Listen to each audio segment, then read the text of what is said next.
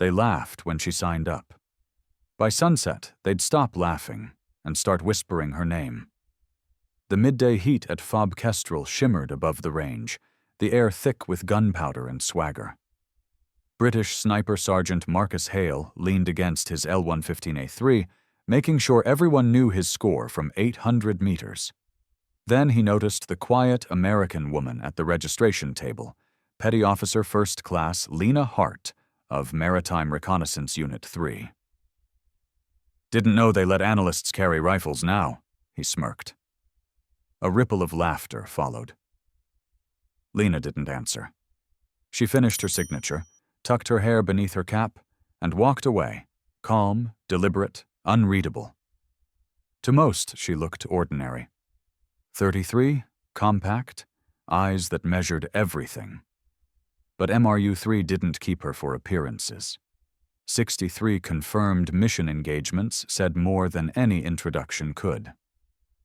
In her pack rested a cracked leather notebook filled with her father's notes, a Marine veteran who'd taught her, respect the wind, respect the shot, let silence do the talking. From across the range, Hale's voice cut through the chatter, turning her name into a punchline. Nearby, Staff Sergeant Gavin Kane Morales shifted, ready to speak, but Chief Warrant Officer Victor Serrano stopped him with a grin. "Relax," Serrano said. "She doesn't need noise to win." When Lena finally stepped onto the firing line, the laughter died on its own. The sun caught the matte barrel of her Accuracy International AXMC .338 Lapua Magnum as she dropped prone. No stretching, no showmanship, just breath, one heartbeat, then another. The wind slid across her cheek like a whisper from the past. Somewhere inside her memory, her father's voice rose, steady and clear. "Let the shot speak." The rifle cracked, and for the first time all day nobody said a word. If you're still watching, welcome to Lena Hart's story. Hit subscribe so you don't miss part 2. The wind remembers. The wind has more to say. Long before Lena Hart ever wore a Navy uniform, she was just a girl on a hillside in Briar Ridge, watching her father trace the wind with his hand. Elias Hart, a Marine veteran from a classified deployment in Helmand, never talked about medals, only about patience. "The wind isn't your enemy," he'd tell her. "It's your teacher. Wait, and it'll tell you what to do." That was their ritual. Sunrise, a bolt-action rifle, and the soft movement of tall grass bending to invisible hands. Lena didn't rush her shots. She studied the air until it felt alive. By 14, she could read a flag's flutter like a sentence. By 18, she was beating shooters twice her age. Then came the call, her father, gone in a rain-slick accident. The silence that followed didn't fade. It hardened into focus. A year later, she enlisted, chasing the one thing that still made sense: precision. Training broke most recruits. It refined her. Pain was math. Breath was timing. She didn't fight chaos. She measured it. While others shouted to prove they belonged, Lena learned to let stillness do the work. By 22, she'd transferred into Maritime Reconnaissance Unit 3, a team that valued results over rank or gender. 11 years later, her record listed 63 mission engagements, all successful, none public. The kind of resume that didn't need applause. Now, inside the sweltering tents of FOB Kestrel, the night before the Coalition Marksmanship Challenge, she sat cross-legged on her cot. The hum of generators faded into the desert night. She opened her father's notebook, pages filled with neat handwriting, part math, part memory. On a fresh line, she wrote, "The wind remembers those who listen." Outside, Sergeant Marcus Hale's laughter broke the stillness, loud, confident, unaware. Kane Morales looked up from his cleaning kit. "You hear that?" he muttered. Lena closed the notebook, a small smile ghosting her lips. "Yeah," she said, "and tomorrow he will too." The wind at FOB Kestrel didn't whisper that morning. It roared. Dust coiled above the range like ghosts waiting for names. Soldiers from half a dozen nations lined the barriers, eager for the coalition marksmanship challenge to begin. At the firing line, Sergeant Marcus Hale adjusted his L-115A3 and called out, "Try not to embarrass yourself, sweetheart." His grin cut through the noise. Petty Officer First Class Lena Hart didn't respond. She checked her Accuracy International AXMC 338 Lapua Magnum, breathed once, slow and steady.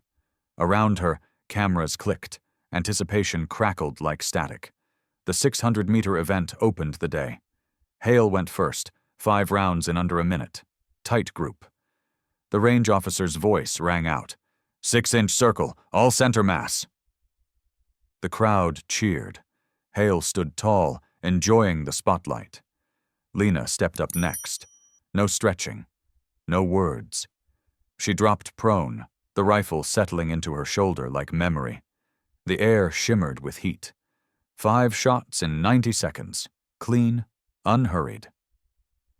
4-inch group, all center mass, came the call. Silence, then a low whistle. Hale's smile flickered. The 800-meter challenge followed. No spotters, shifting wind. Hale went first again, reading the mirage wrong. 3 hits, 1 edge, 1 miss.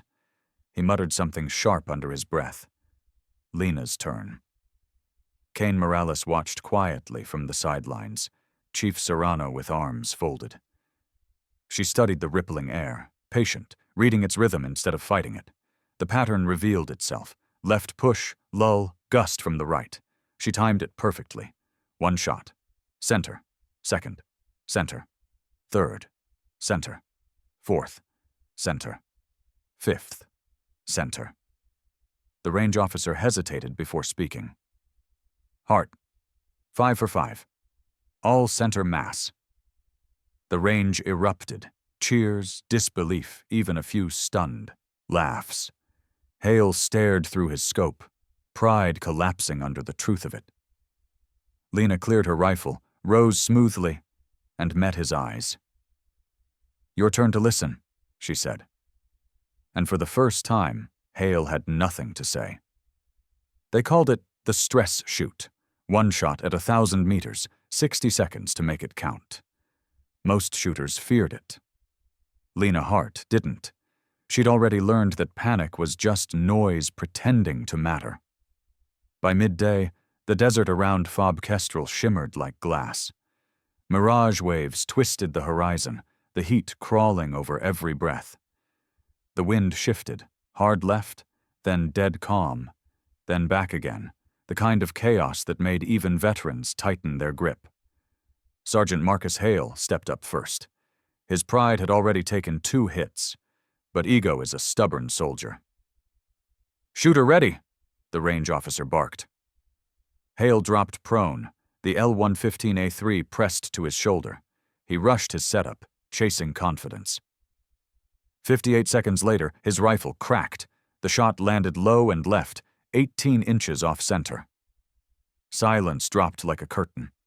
Hale got up, jaw tight, no jokes this time. Then Lena walked to the line. Her boots sank into the dust, her AXMC 338 Lapua Magnum resting steady in her hands. She lay prone, checked her scope once, then closed her eyes, just listening to the wind's language. The clock started. 45 seconds. The gusts fought each other, died, then steadied, a breath of still air. She opened her eyes. The shot broke clean, echoing across the dunes. A pause. Then the spotter called out, "Impact! Center mass!" The crowd erupted. Cheers from the Americans, quiet nods from the Brits. Hale stared at the target through his scope, disbelief giving way to something heavier. Respect. The range officer repeated it, slower this time. "Hart, 1 shot center." Lena stood, brushed the dust from her sleeve, and turned to Hale. She offered her hand. "Good shooting," she said. He hesitated, then took it. "Guess I've got more to learn." Her smile was small but certain. "We all do." The cheers faded into the wind, rolling across the endless desert, not loud, not proud, just steady. By late afternoon, the sun over FOB Kestrel turned the range into a haze of gold and dust. The competition was over, but the echo of gunfire still hung in the air, quieter now, almost reverent. Soldiers from every flag gathered as the final results were read. Petty Officer First Class Lena Hart, Maritime Reconnaissance Unit 3, first place. She stepped forward through a sea of uniforms, boots crunching in the sand. The British Lieutenant Colonel smiled as he handed her a small plaque. "For excellence in coalition marksmanship," he said, voice carrying above the wind, "and for reminding us that precision is patience, not pride." Applause rippled through the ranks. Cain Morales gave a whoop. Chief Serrano just grinned. Even the British contingent clapped this time, quiet, sincere. Then Sergeant Marcus Hale stepped out from their line. His face was sunburned, eyes steady. He held out a unit coin engraved with the royal crest. "You proved something today," he said, voice low. "That stillness isn't weakness, it's control." Lena accepted the coin, thumb brushing the cool metal. "Wind taught me that," she said. "You don't fight it, you move with it." That night, the base fell silent except for the hum of generators and the restless desert wind. Inside her tent, Lena opened her father's old notebook, pages soft with age and dust. She slid the coin beside a line he'd written years ago. "The target knows." Beneath it, she added her own, "Silence isn't emptiness, it's focus." She closed the book, exhaled, and let the wind slip through the tent flap, gentle, familiar, alive. Her whisper carried into the dark. "Guess they hear it now, Dad." The camera pulls back, tents glowing under the last light, the range stretching into forever. Her voice fades over the wind. In a world that never stops talking, the strongest ones are the ones who listen.